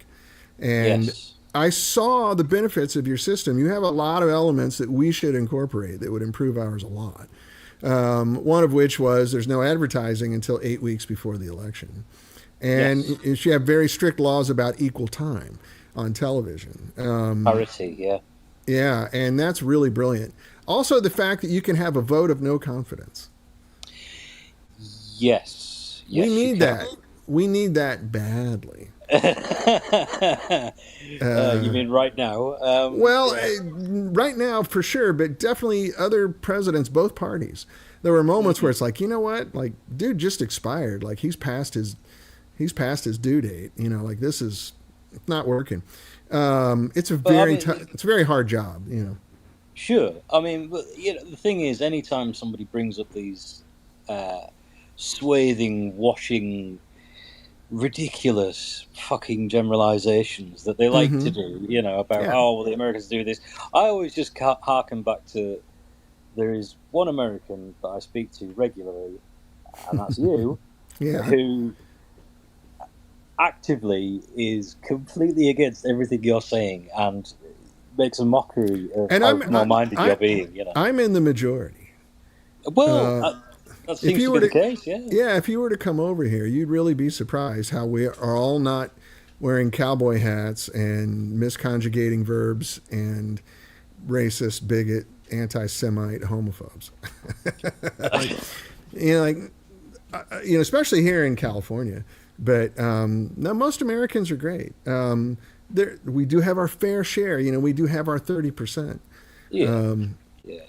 But that's we know that. I mean, I met such a wide variety of people there, and when I was over there, and I was a humble, like, respectful guest. I never walked around going, "Oh, damn it, we put more ice in our drinks than you," like stupid shit like that. But The girl I moved over there with, there's no chance in hell she's watching this, so I can tell the story. I think she lives in New Zealand now, but the girl I moved over there with turned out to be the ugly American. I had no idea. Like, we'd be at parties and she'd be going, "You'd all be speaking German." Oh my God, I'm sorry. And I'd have to take her out and apologize to my friends, go, "I'm sorry, she's had too much to drink," and they were all going, "Right, yeah, we know exactly how you guys are." I'm like, "No, I swear to God." She's had a bit too much fun. Yeah, but gotta go. It's like alcohol brings out who you are, right? So turns out there was something ugly under there that I didn't like. But as you know, my grandparents are all immigrants, so it doesn't seem like another world to me when I went there. I was very at home in Britain. And after about 6 or 7 months, I could fake enough of an accent that people quit hammering me about being an American. I can't do it now. My English is mediocre at best. But when I lived, I just got so tired of it, every day. Yeah. So, and I'm a musician like you, so I can mimic people. Yeah, right? That's one of the things you learn when you're singing rock and roll is, you learn how to mimic people. And so, and people would talk to me and I would just mimic back what I heard. And after a while, like after 7 or 8 months, I'd start speaking like this and someone would go, "Hey, that's a perfect American accent." Like, yeah, no, it's because I'm American. "No, you're not. You live in Fulham." I'm like, "Yeah, but anyway." Yeah. And I would always explain it to them, like, "I'm here. I'm enjoying this place. I love it here. I don't want to talk about politics because I don't like our government either. And our system is stupid, and most people don't vote because our system is stupid. So we end up electing a lot of, I think the proper political science term is fuckwits. Like we end up electing people because smart people don't want these jobs now. I mean, there's the whole, like, a prerequisite for getting power should be not wanting power. You know what I mean? Right. But, to be that girl that's playing hard to get, right? Unfortunately, that's not the way it works. I mean, to be fair, a lot of people like to, well, certainly I've heard it said by a lot of people that America is a country that's built out of immigrants, but then so's England, so's Britain, Yeah, that was a surprise when I moved there to learn that, like, the Danes ruled the island for a few centuries, and and then there's so many French people in the South, and then the Saxons were Germans, and then the Celts were all Scandinavians. They just got stomped on by everybody, the Celts. But I know, I mean, that's my lot. That's the DNA that you and I share. Absolutely. So but Rob, the really strange thing is, even now, I mean, we're nearly 1,000 years off the Norman conquest. Right. Even now, per head capita, if you have a Norman French surname, right, you pretty much have a greater income than somebody without one. Yeah, that's me. I have no French blood whatsoever, but I have a French name. I did the DNA test. There's no French in there. Well, you said it was Doggerland, didn't you? Yeah, right. Yeah, and yeah, right, exactly. I was the bridge. My English ancestors, Bishop, it's pretty straightforward English name, right? My grandfather, who's an immigrant, his name was Shirley Herschel Bishop. That's an old school country English name, right? Yeah, absolutely. Shirley Herschel. And he's the only man I've ever seen named Charlie, but he goes, "That's a common English name. It's not that." Well, that's my nana's name, yeah. True story. Yeah, no, I love it. But anyway, so Rob Price is chiming in. He said the regions in the USA are very different, vastly different. It's very true. We have people. You can go to certain areas of the country where I'm like, "I'm sorry, could you repeat that?" Like, I have no idea what you're saying. But New England has more in common with England than has things in common as, say, Texas. Yeah, that's very true. Climate-wise alone. Yeah, that's right. Have you ever been over here, Hoss? When I was a kid, I think I was about 7. Oh, so you don't remember it then? Yeah. I mean, I remember it. It was. Really, I don't remember anything. I don't remember anything from when I was 7. Oh mate, yeah. Yeah. I mean, it's the more recent stuff that I struggle with. But, Yeah, that's true. That's true. But, Well, you know. anyway, it's a continent. It's not. We don't have a national identity that is as strong as yours. Like when I lived over there, I really felt like all people in the UK felt somewhat connected. Definitely, the regions like the Scots all felt very tight, and the Northerners like you all felt very tight, and everyone was united in their hate for people from London. I don't know how many times I heard someone go Southern Fatty. Yeah. It was good. Scotty Bratcher says, I live in an area where you can't get a gun license without written proof you've kissed at least 2 of your cousins. Now, the problem is you got to kiss about 10 of them so you can get 2 of them to admit it in writing. But yeah. Yeah, because only 2 of them can write, right? Yeah, that's right. Well, I grew up, Missouri's kind of, and Ohio are kind of similar. Ohio's a little more Midwestern, upper Midwest, like manufacturing area kind of thing, Firestone, Dayton tires, all those sorts of things. But there's a lot in common, one of which is the ability to get guns. Like you can just walk into Walmart, buy a gun, box of ammo, shoot the guy behind the counter and leave, Yeah, we don't. Not that I'm recommending that. No. I mean, Scotty, we're proud people. We don't really have major gun problems here. No, I went hunting in Scotland when I was there, and it took a lot of paperwork for me to get permission to hunt. Yeah, it's. I went pheasant hunting with the landowner up there. Nice, yeah. Oh, they're fucking stupid anyway. Do you know Pitt Lockery, the Duke of Athol? Yeah. So he has. Nice part of the road. He is beautiful. Oh my God, it's so beautiful. But anyway, he has sharecroppers basically up there that have houses, and they work his land, and they get. But anyway, you could go hunting with him, and but I had to fill out all kinds of paperwork. Like a yank with a shotgun. Like we can't have. Got to be careful. Well, I mean, it's true of anybody with any gun, really. Yeah, I agree. We don't have handguns because why do you need a handgun? I'm with you. Yeah. No, I mean, I grew up bird hunting. I never once considered shooting a person. I don't want to even think about it.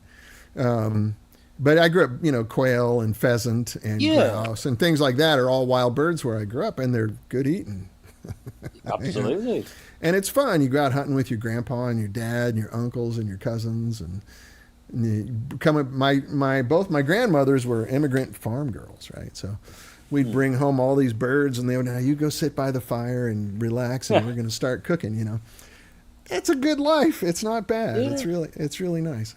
Well, I mean, you still get some firearms, like you've got shotguns and all that sort of stuff, because farmers need them for pest control. That's right. Yeah. Whatever else. It's just. This guy had plenty of shotguns. I just had. Yeah. He's like, if I get caught taking you out hunting, I go to jail. So I had to run into town and get permission slips, and I had to sign an affidavit saying that I'm an experienced hunter, and and I understand all the legal ramifications of anything that could happen with a gun in Britain, and blah, blah, blah. Yeah. And I was fine with all that because I just wanted to go pheasant hunting with this nice old man. It was great. Yeah. I mean, pheasants are stupid. Well, there's so many of them up there, and no one hunts them, so they walk right out in the middle of the street. Yeah.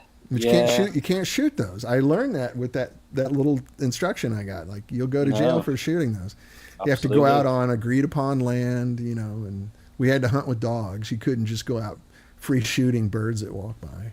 And because it's such a weird old country of ours, if you run over a pheasant, you aren't allowed to stop and pick it up.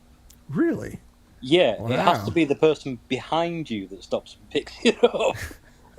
It's like... Why? Why is that? Because I suppose it means that if you intended to kill it, you can't reap the benefit, if that makes sense. Oh, I see. So it demotivates people who are Yeah. being mischievous. Mm. So then why don't I just follow you while you run over some birds?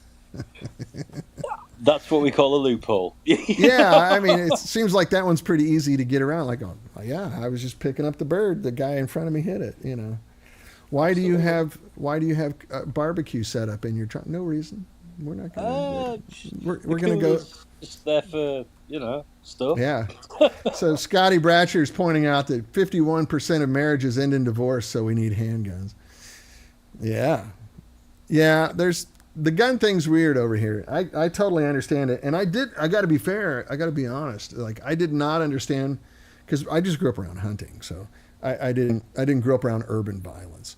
And so I never understood why anyone gave a shit if I had a gun or not. I own some guns, but they're all sporting guns, you know. Yeah. I don't have any assault rifles or defense weapons or anything like that.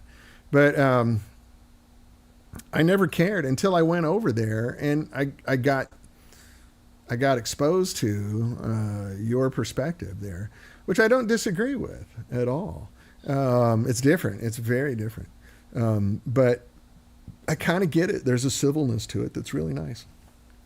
I mean, I think there's a happy medium, Like Germany has a greater amount of guns than we have. And they should not have any guns, by the way, but go ahead. We know what they do with them. Oh, dear. Sorry, that was low-hanging fruit. I couldn't resist.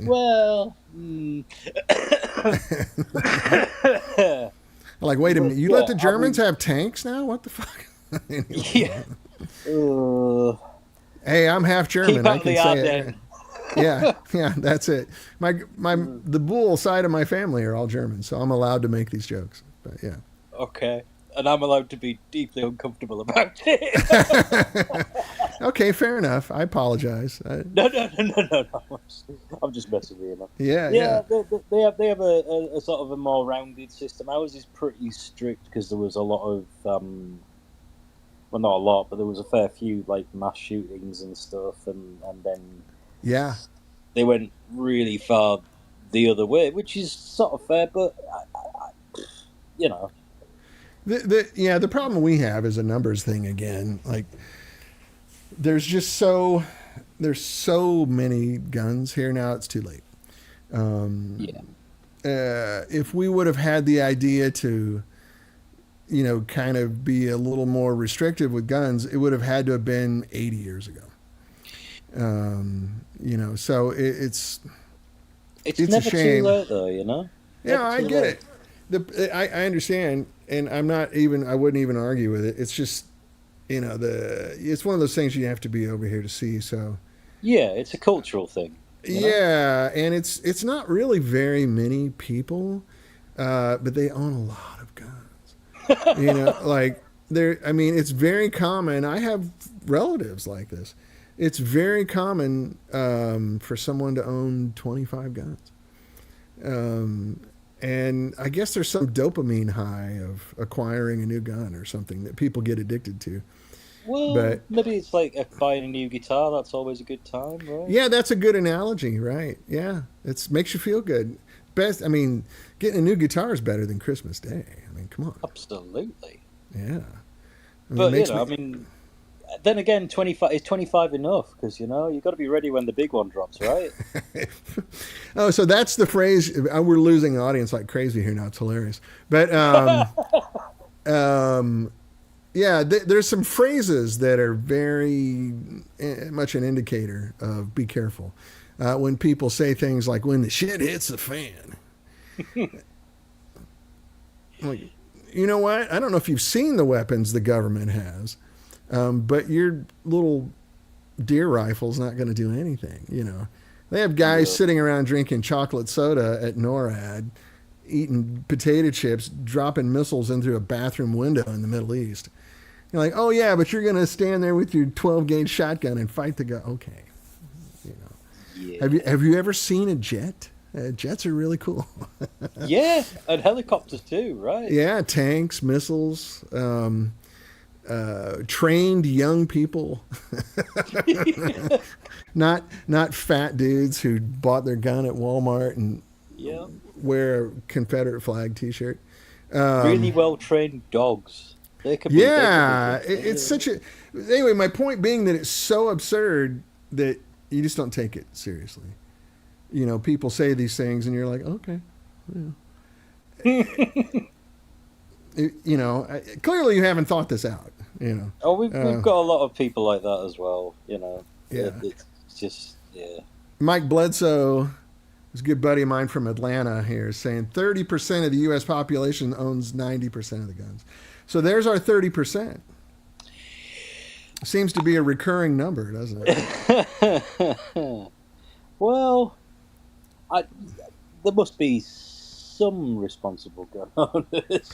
I think most are, actually. I mean, my personal experience has been that 99% of people that own guns are very safe with it. And, you know, like when I was growing up, you couldn't even play cowboys and Indians. My parents, my dad, my grandfather wouldn't let me play, you know, like where you point a fake gun, a toy gun at each other. Yeah. Like, no, we don't point guns at people, you know. And when we go out and hunt, everybody's very safe and very smart and all that stuff. And, you know, I think most people are like that. But, you know, it's the minority that makes it look, I understand from your perspective what it looks like. Because it's a much better news story to talk about that than the 19 out of 20 people who are normal. Like to just go. I like to shoot clay targets. You know, like go shoot skeet. Yeah. I'd love that, and I did that. Yeah, I've done it. I did that in England as well, and it was great. I love that. I don't want to shoot a person. I don't want to. No. I don't have any fantasies. Like if someone breaks into my house and wants to steal a guitar, I'm not going to shoot them. I probably shouldn't say that on. But unless you know, took the Gretsch, right? In which case, yeah, I have insurance. You know, I don't want to shoot somebody. You see a lot of tough guy talk like that. Oh, damn, you come on my property, I'm gonna blow your head off. Yeah, you don't get to do that. If the crime itself is not a capital offense, which there's very few of in the U.S., then you're not allowed to kill the person. Yeah, robbing a house is not a death penalty offense, right? And it's only extreme cases of horrific calculated murder, cruelty to children, you know, kind of thing. And there's hardly any, people sit on death row for decades before they never just go. So I don't get to shoot somebody and I don't want to think about it, you know, but I'd rather think about this. Yeah, man. The governor. Did you ever meet him? No. Oh yeah. You might be a little young. Well, because they were based at Bletchley, weren't they? And then Milton Keynes and I saw he did some trade shows and stuff in Britain. I don't know if maybe he got around, but yeah, man. So anyway, there you go. Well, Hoss, I gotta kind of run. I'm glad you made it. Thanks for like last minute. I know we're just shooting the breeze here, which is great. It's nice to anytime, buddy. Nice to speak to you. I appreciate years of support. So thank you very much. I appreciate. Thanks for keeping me entertained, buddy. You know, yeah. Well, life is short, man. Got to have a little fun. So next week, I'm hoping I'm going to play this thing with the new transformer. It's in a box right by the door where I can run this down like the other one to just a few watts. Rob Price says, I have a shotgun, but it's loaded with rubber pellets, mainly because of bears. Yeah, I had one of those when I was a kid because my dad and I used to breed dogs. And when the girls would go into heat, we attracted every dog from a half-mile radius. And they would be trying to get into the kennel. And I could go out and just, bam! There's a great song about that, Rob, called Rubber Bullets by 10cc. You should check it out. Really good song. Perfect. But anyway, so I'm going to try to get this down where it's working at low volume. And then I'm just waiting on this money to show up. It's really the whole situation we were discussing a minute ago. All the markets here, the venture capital people, the banks, everybody are just like frozen. Yeah, totally fair. I mean, look, I'm not blowing smoke up your ass. El Pompadour And it sounds weird in my voice, I'm sure, but El Pompadouro sounds. No, it sounds great. It sounds. If you'll forgive my French, Please. fucking magnificent, Oh, right? thank And you, it doesn't man. matter. The really cool thing is, it doesn't seem to matter which guitar you put into it. They're all very characterful of that guitar. It's not like. Thank you. That's not my like, goal. Yeah. Yeah. I It's want not the I like want the yogurt amp or to something, I want the amp to work for you. Yeah. So many pieces of gear, you kind of have to work with it. That's Yeah. And this amp so far, because we've played like Les Pauls, Strats, Tellys, Rickenbacker, Gretches, it seems to reflect all those guitars pretty correctly, and But that's your my amps- goal.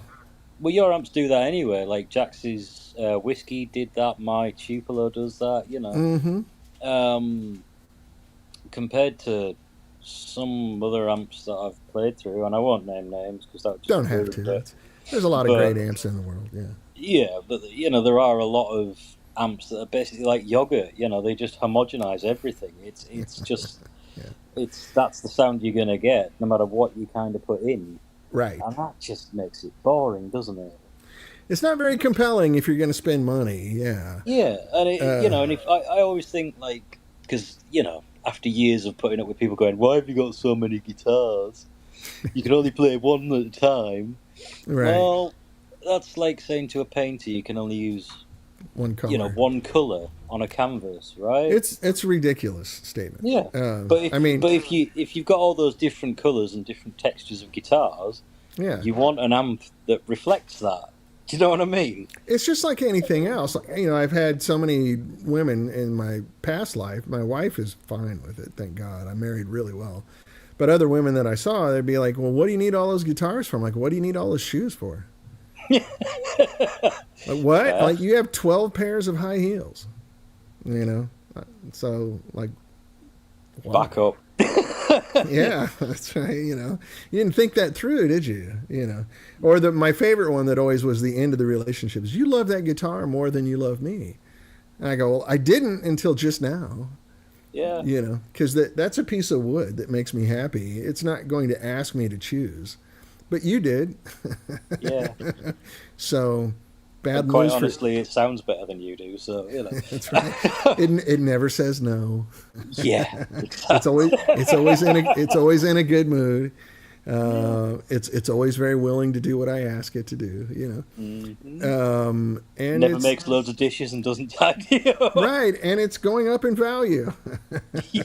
Right. Yeah. But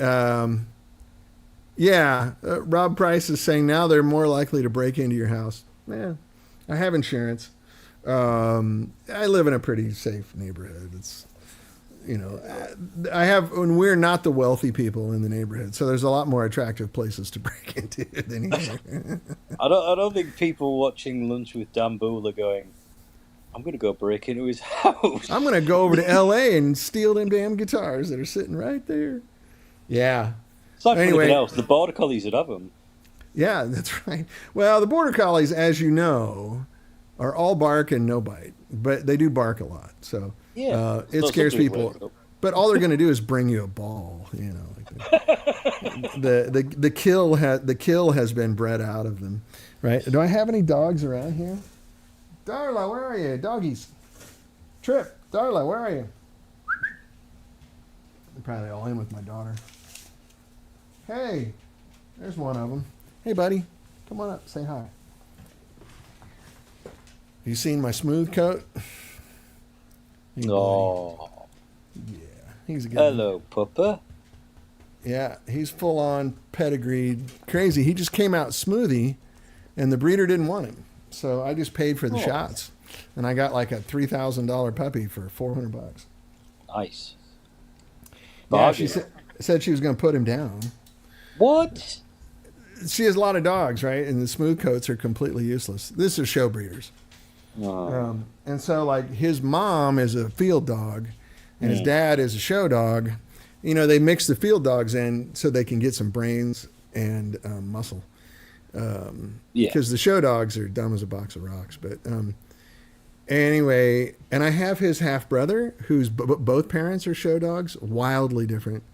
He's so smart, it's crazy. But his mom was sort of a short coated field dog, and he came out like that. And so she's like, Yeah. I don't have any use for him. I mean, centuries of inbreeding are going to do that, right? Look what happened to the Habsburgs. Right? Or even the Windsors. Yeah, right. Don't get in trouble. Don't get in trouble right now. But yeah, the corgis. The corgis, right? There used to be border collies. What the fuck? But you can see, like, you know, border collies, right? Oh yeah. You know, at one point, I think it was in the late 1800s, they bred in some foxhound into the lines to give them strength. Trip, come here. You can see he has total foxhound markings. Come here, buddy. And the breeder was saying, oftentimes with the big fluffy dogs, this is what's underneath them, is this fox. Hey, Trip, come. Come here, buddy. And you can see he's got total foxhound face. And that's from 120-year-old breeding of some, you know, like the DNA pachinko machine. Yeah. So for a show breeder, not attractive dog at all.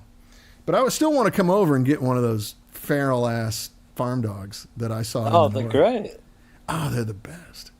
And they're so gung ho, you know, like they're so like just amazing athletes. And completely tuned into you. Like completely tuned into you. Who'd you say it was, your uncle or something that breeds them, or?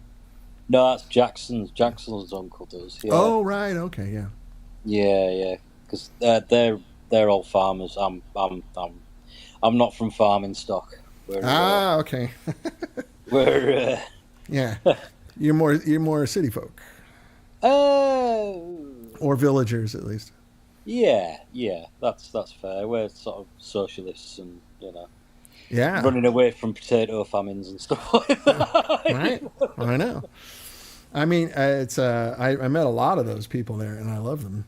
It was sort of like, you know, it was reminded me of that scene in Monty Python and the Holy Grail, where King Arthur goes up north, and there's people working in the field, like with their hands, and the one lady's like, "Who are you?" And he goes, "I'm your king. I didn't vote for you." Like, you don't vote for the king, and we don't vote. We're a socialist collective that, you know, we work together, and we're an autonomous collective, and we switch power every month, you know, and all this kind of stuff. Yeah. And he's going, "What the no?" A lady from the lake gave me a sword. Yeah. And he's like, "I don't care if some watery tart handed you a sword. It doesn't mean you don't have the right to rule us because of that." Anyway, so you're those people. I love that. Yeah, man, absolutely. It's good. Well, buddy, I'm going to let you go. Thanks for spending some time with me. It was really nice to speak with you. And you too, buddy. Anytime, man. Anytime. Yeah, we can do this now. Do you have any way to plug in a guitar and get it on here? Yeah, I could probably figure that out. Because I'm using that. You saw it down there. I'm using that UA box, right? Yeah. Not the Ultimate, but this one, right? The aux. Yeah. And man, it works great. So if you like the sound of this amp now, you'll love it going through a real speaker. I have this little 112, the one that I played on that video, where I have like a 72 Celestion M, you know, roll, right. Yeah. black back. Holy crap. And it's the bass cone. It's a 55 hertz cone. Right. Yeah. Man, that thing just barks. I mean, it just barks. It's so good. So this amp through that little cabinet sounds killer. And then through a 412 cabinet, it just throws. Like even down to like the 2.7 watts of the other one. It just fucking thumps. It's really cool. That's what you want, man. That's what you want. Push some air. Yeah, buddy. All right, fellas. Well, thanks again, Haas. Great to see you. And we're sitting here chit-chatting in front of the whole world. The whole world. Like, what are these two wankers? Anyway. They know me so well. Well, everybody here, I mean, God, you started coming on the show when I started. Like 2010 or something, right? 2011? I started the show in 2009. I think it was maybe a little bit later than that. But Could be, yeah. Because I still have, you know what I have on my desk? I just found it the other day. Oh! The Raven. Yeah, Yes. man. With all your signatures on it. Well, I should point out the unsigned ones are probably rarer and may possibly be worth more, but you know. Oh.